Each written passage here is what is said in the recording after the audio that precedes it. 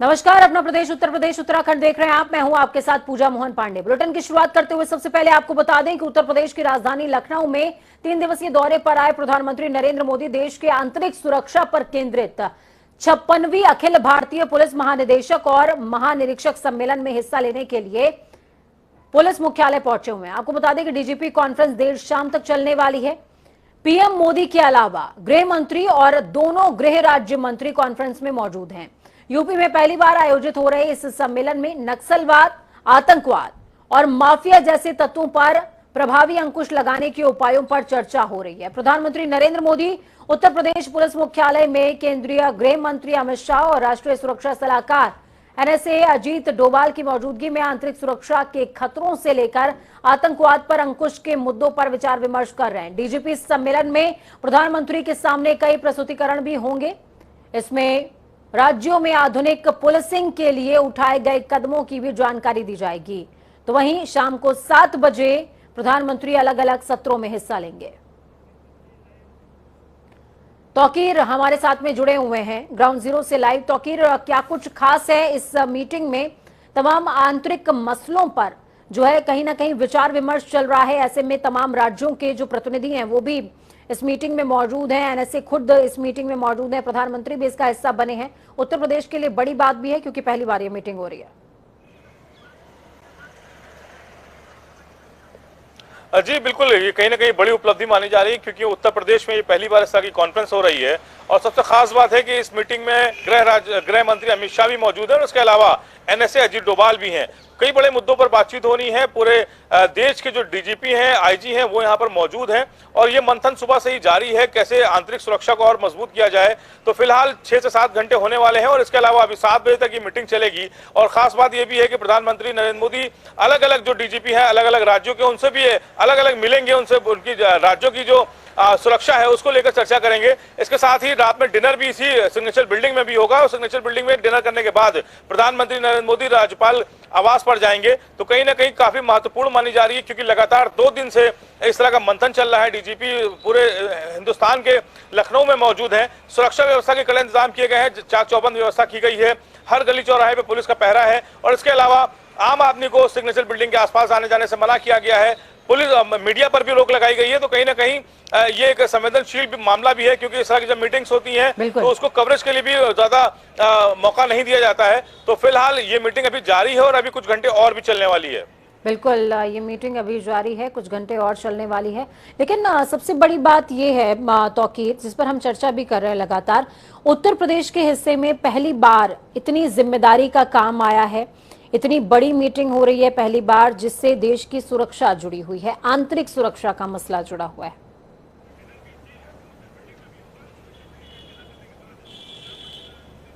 जी बिल्कुल, करीब 17 बार इस तरह की कॉन्फ्रेंस हो चुकी है अलग अलग प्रदेशों में। दिल्ली में खासकर 3 से 4 बार हुई और खास बात है कि प्रधानमंत्री नरेंद्र मोदी जब से प्रधानमंत्री बने हैं तब से इस तरह की मीटिंग्स में शामिल होते रहे और पूरा जायजा लेते रहे और पूरी जो फीडबैक है वो प्रदेश के जो डीजीपी हैं उनसे लेते रहे हैं। तो कहीं ना कहीं उत्तर प्रदेश के लिए जरूर महत्वपूर्ण है क्योंकि चुनाव भी है और इसके अलावा जिस तरह से घटनाएं हुई हैं, जिस तरह से कई मामले सामने आए हैं जिसमें एटीएस का महत्वपूर्ण रोल रहा है, तो कहीं ना कहीं उत्तर प्रदेश के लिए मायने भी रखता है क्योंकि डीजीपी उत्तर प्रदेश के वो खुद भी मौजूद है, मुकुल गोयल। उनसे भी जाना जाएगा कि आखिर उत्तर प्रदेश की सुरक्षा व्यवस्था को और कैसे मजबूत किया जाए। तो कई ऐसे महत्वपूर्ण मुद्दे हैं जिनको लेकर वो पुलिस के आला अधिकारियों से इस समय फिलहाल चर्चा जारी है। और ये भी माना जा रहा है कि जिन प्रदेशों में चुनाव होने हैं उन 5 राज्यों के जो डीजीपी हैं उनसे खासकर ये जाना जाएगा कि चुनाव को कैसे पूरी तरह से सकुशल संपन्न कराया जाए। तो कई महत्वपूर्ण मुद्दे हैं जिन पर चर्चा होनी है। बहुत शुक्रिया तौकीर, हमारे साथ जुड़ने के लिए, अहम जानकारी साझा करने के लिए। तौकीर किदवई हमारे साथ में जुड़े जिन्होंने साफ तौर पर बताया कि मीडिया को कवरेज की अनुमति नहीं है क्योंकि मुद्दा संवेदनशील है। अमूमन जो राष्ट्रीय सुरक्षा से जुड़े हुए मुद्दे होते हैं उससे मीडिया को या यूं कहें कि संचार के माध्यमों को थोड़ा सा दूर रखा जाता है। खबरों में आगे बढ़ेंगे। मुजफ्फरनगर के स्वामी कल्याण देव इंटर कॉलेज में आज राष्ट्रीय लोकदल के राष्ट्रीय अध्यक्ष जयंत चौधरी की परिवर्तन संदेश रैली का आयोजन किया गया। रैली में पूर्व विधायक राजपाल बाल्यान, नूर सलीम राणा, राजेंद्र शर्मा, पूर्व मंत्री योगराज सिंह, रमान नागर, परमिंदर तोमर और इसी तरीके के तमाम गणमान्य लोग मौजूद रहे। तो वहीं जयंत चौधरी ने परिवर्तन संदेश रैली को संबोधित करते हुए बीजेपी पर जमकर पलटवार किया है। कहा कि सरकार की ओर से कथनी में और उसकी करनी में दोनों में ही बहुत अंतर है। किसानों ने सरकार के अहंकार को चकनाचूर कर दिया है। एक साल से मोदी जी की जिद थी जो गलत थी, और जो किसान बैठे थे वो सही थे। जो 700 से ज्यादा किसान मारे गए, उनके परिवार के लोग सम्मान चाहते हैं, वे जवाब मांगते हैं। लखीमपुर की घटना के जिम्मेदार मंत्री अभी मंत्री क्यों बने बैठे हैं, इसका जवाब भी उन्हें देना चाहिए। और जो एमएसपी की बड़ी मांग थी, उस पर सरकार क्या करना चाहती है, ये भी किसानों के बीच उनको जाके बताना चाहिए। जिस तरह किसान विश्वास नहीं कर रहे मोदी जी की बात पर, तो आप क्या मानते हैं? ये तो किसान फैसला लेंगे। मैंने यहाँ से घोषित किया, जो भी किसान फैसला लेंगे हम लोग उनके साथ हैं। अगर सरकार में आते हैं आप लोग, फिर क्या किसानों के लिए खास रहेगा? हमने एक तो प्रधानमंत्री सम्मान योजना में 6,000 मिलते हैं यूपी के किसानों को, देश भर के किसानों को। उत्तर प्रदेश की सरकार इसको सप्लीमेंट करेगी, और 23 दिसंबर चौधरी चरण सिंह जी के जयंती के अवसर पर वो 6,000 को बढ़ाकर 12,000 और 15,000 रुपए जो सीमांत किसान हैं, जो असिंचित जमीन पे खेती कर रहे हैं, उनको हम प्रत्येक वर्ष देंगे। जो सरकार के लोग, सरकार के कुछ चंद बिराल कब्जा करना चाहते हैं, आपके खेती में कब्जा करना चाहते हैं, जो ये दलील देते थे कि मुट्ठी पर किसान क्या कर लेंगे, उनका अहंकार चूर कर दिया। बस मैं कहता हूँ मोदी जी, मैं भी इस बात को कहता था कि पीछे हट जाओ, हम तो पैदाइशी जिद्दी हैं। प्रधानमंत्री नरेंद्र मोदी सरकार की ओर से पिछले साल लाए गए तीनों कृषि कानूनों को पूरी तरीके से निरस्त कर दिया जाएगा। अब सिर्फ शीतकालीन सत्र के दौरान तीनों कृषि कानूनों पर संसद की मुहर लगना बाकी रह गया है। तीनों कृषि कानूनों को खत्म करने का ऐलान खुद पीएम नरेंद्र मोदी ने गुरु नानक जयंती के मौके पर किया। शुक्रवार को यह ऐलान हुआ है। तो वहीं बीते लगभग एक साल से दिल्ली की सीमाओं पर डटे संयुक्त किसान मोर्चा के समर्थकों ने आज सिंघू बॉर्डर पर एक अहम बैठक बुलाई है।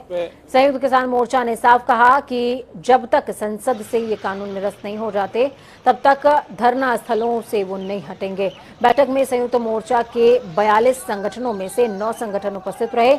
इस मीटिंग में बलवीर सिंह राजेवाल, जोगिंदर सिंह उग्राहा, मनजीत सिंह राय, गुरनाम सिंह चरूनी सहित तमाम किसान नेता मौजूद रहे हैं। आपको बता दें कि सब कल फिर बैठक में शामिल होंगे। चलिए ग्राउंड जीरो का रुख करते हैं। गाजियाबाद से हैदर हमारे साथ में लाइव जुड़े हुए हैं। हैदर, क्या कुछ अपडेट है? किसानों का साफ तौर पर कहना कि विश्वास नहीं है सरकार के ऊपर, क्योंकि 12 दौर से ज्यादा की मीटिंग और मीटिंग के बावजूद कोई तथ्य ना निकलना, अचानक से आकर के अप्रत्याशित घोषणा कर देना, सरकार उतना विश्वास अभी भी नहीं बना पाई है किसानों के बीच में। ये मीटिंग से साफ पता चलता है। सीधा तौर पर यही कहना है कि मोदी जी ने एक साल पहले उनका नहीं सुना। अगर एक साल पहले वो 3 कृषि कानून अगर रद्द कर देते तो 750 जो किसान मारे गए हैं वो कहीं ना कहीं बच जाते। वहीं अगर बात की जाए तो किसानों को इस बात से बिलीव ही नहीं हो रहा कि मोदी जी ने ये जो ऐलान किया है ये धरातल पर किया है या नहीं किया। इसीलिए संयुक्त किसान मोर्चा की तरफ से जो मीटिंग की जा रही है, उस मीटिंग में जो 42 दल हैं उनको मिलाकर ये एक 9 लोगों की कोर कमेटी की मीटिंग बनी है। इसको आज संयुक्त किसान मोर्चा ने वहां मीटिंग की है। इस मीटिंग में साफ तौर पर देखा गया है कि जो बताया जा रहा है राकेश टिकैत के द्वारा, हालांकि वो यहाँ पर मौजूद नहीं थे, उन्होंने कहा था कि संयुक्त किसान मोर्चा एमएसपी को लेकर और जो किसान मारे गए हैं उनको मुआवजे को लेकर उन्हें सही से दर्जा देने के लिए, उसके अलावा जो 10 साल तक ट्रैक्टर चलने का है तो जो उसको रोक लगा रखी है, जो किसानों पर मुकदमे हुए हैं उसको वापस लेने के लिए भी एक बड़ी मांग किसान संगठन जो है वो कर रहा है। और यही बात है कि जो संयुक्त किसान मोर्चा है वो अंतिम फैसला लेगा। इसमें जो फैसला आएगा उसमें मुख्य रूप से यही कहा जा रहा है कि सरकार से एक टेबल पर जो 11 दौर की वार्ता हुई थी, जो असफल हुई थी, एक 12 दौर की वार्ता दोबारा से की जाए, एक ताकि सब टेबल पर बैठे, सरकार सामने बैठे, सरकार से किसान रूबरू हो, सारी परेशानियां बताएं ताकि सरकार उनमें अमल लेकर आए। और कहीं ना कहीं 3 कृषि कानून को लेकर जो मोदी जी ने आदेश जो वापस लिए हैं, जिसका ऐलान किया है, इसको लेकर भी किसान साफ तौर पर यही कह रहे हैं कि इनको बिलीव नहीं है कि हो सकता है कि चुनावी स्टंट हो, 5 राज्यों में चुनाव है, इसको लेकर कि कभी ये बोला गया हो वापस दोबारा से बैक हो जाए, दोबारा से कृषि कानून 3 वापस ले आए, संसद में पारित करने। इसलिए वो लिखित रूप में सब कुछ चाहते हैं, क्योंकि वो दोबारा से कोई ऐसा माहौल नहीं चाहते कि दोबारा से वो धरना प्रदर्शन पर दोबारा धरने पाए। जी पूजा। ठीक है, बहुत शुक्रिया हैदर हमारे साथ जुड़ने के लिए, अहम जानकारी साझा करने के लिए। चलिए ग्राउंड जीरो का रुख करते हुए सबसे पहले पिथौरागढ़ चलेंगे। पिथौरागढ़ में रक्षा मंत्री राजनाथ सिंह और साथ में मुख्यमंत्री पुष्कर सिंह धामी रोड शो कर रहे हैं। और ये रोड शो लखनऊ से जब लौटे हैं पुष्कर सिंह धामी, उसके बाद का है।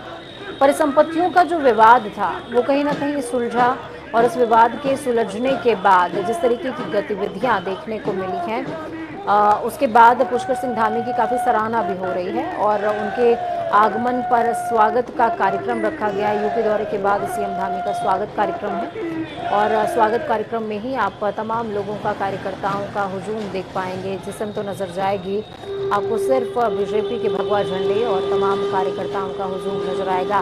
इस रैली में शंखनाद है, इस रैली में उद्घोष है, सीएम धामी जिंदाबाद के नारे भी लग रहे हैं और गली गली में स्वागत का घोष सुनाई देता है। भारत माता की जय का नारा भी सुनाई दे रहा है।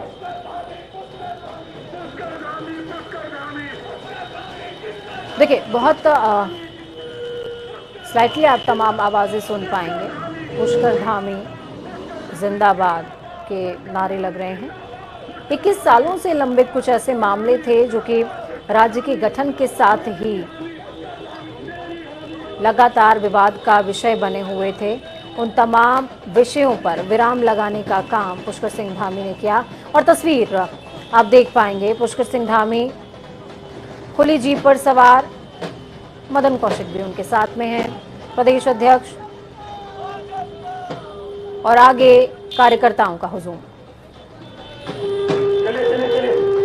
शंख की आवाज, भारत माता की जय का उद्घोष।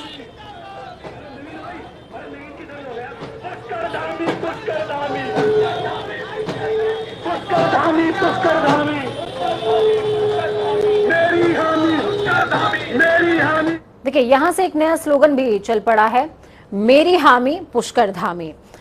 इस तरीके का स्लोगन बीजेपी की तरफ से एक डिजाइन किया गया है जो कि सड़कों पर सुनाई भी दे रहा है और ये भी हो सकता है कि आगे जब चुनाव चल रहे हों तो चुनावों की कैंपेनिंग में भी यही सुनाई दे। खबरों में आगे बढ़ते हैं। केंद्रीय रक्षा मंत्री उत्तराखंड दौरे पर पिथौरागढ़ पहुंचे, जहां शहीद सम्मान यात्रा के दूसरे चरण का आगाज उन्होंने किया। इस दौरान उन्होंने अपने संबोधन में पाकिस्तान को कड़ी चुनौती दी। राजनाथ सिंह ने कहा कि पाकिस्तान भारत को कमजोर न समझे, अगर जरूरत पड़ी तो एयर और सर्जिकल दोनों स्ट्राइक कर सकते हैं। सैन्य धाम को लेकर राजनाथ सिंह ने कहा कि उत्तराखंड में 4 धाम हैं और अब यहां उत्तराखंड सरकार सैन्य धाम बना देती है तो ये हमारा 5वां धाम होगा। शहीद परिवारों के घर से मिट्टी आनी चाहिए और शहीदों और उनके गांवों के नाम अंकित होने चाहिए।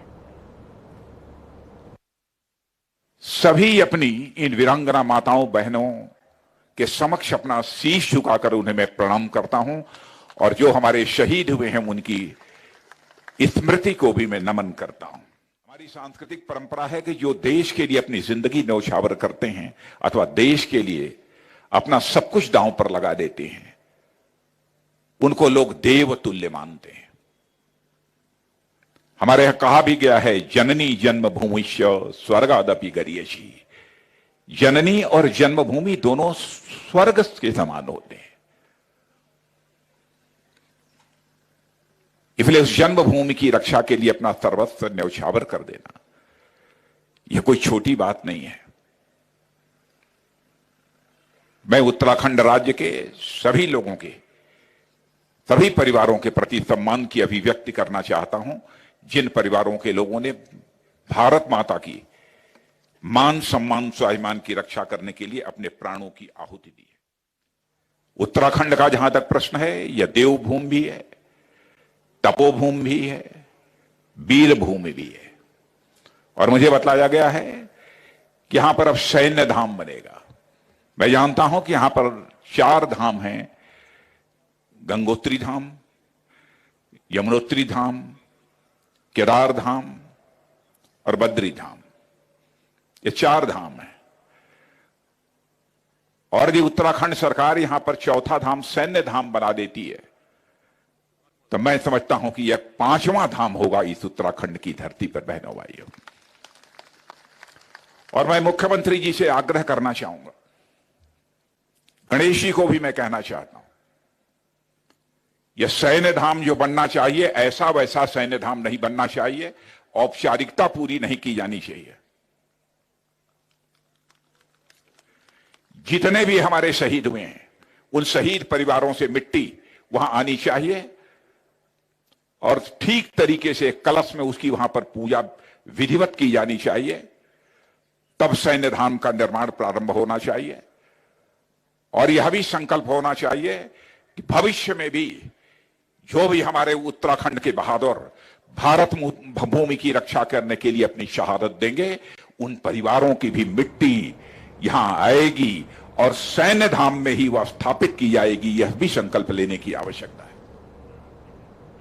कृषि कानून वापस लेने के प्रधानमंत्री नरेंद्र मोदी के ऐलान के बाद से ही धामी सरकार पर अब दबाव ज्यादा है। दबाव किस बात का? उत्तराखंड देवस्थानम प्रबंधन कानून वापस लेने का दबाव। चारधाम के तीर्थ पुरोहित और पंडा समाज के लोग इस कानून के विरोध में आंदोलन कर रहे हैं।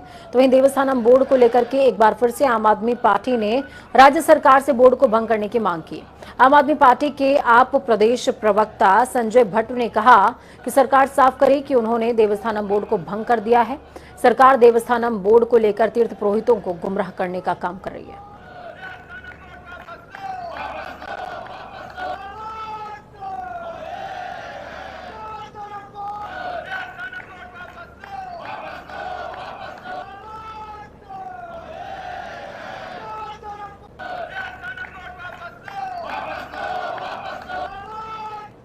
तो चलिए ग्राउंड जीरो से अजीत काम्बोज हमारे साथ में जुड़ चुके हैं। अजीत, कृषि कानून निरस्त करने का ऐलान हुआ और इसी ऐलान के साथ में एक मांग उठती है देवभूमि में कि देवस्थानम बोर्ड को भी निरस्त कर दिया जाए।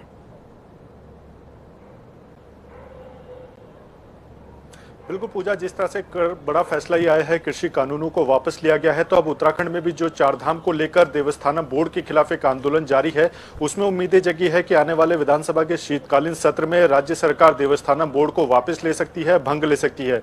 हालांकि आम आदमी पार्टी लगातार इसके खिलाफ मोर्चा खोले हुए है कि सरकार भंग कर रही है तो उसकी स्थिति स्पष्ट करे।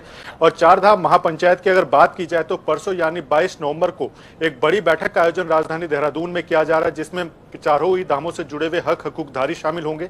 साथ ही इस बात का फैसला किया जाएगा कि सरकार की जो भी मंशा है वो स्पष्ट होनी चाहिए या नहीं, या उनके आगे के आंदोलन की रणनीति क्या होगी।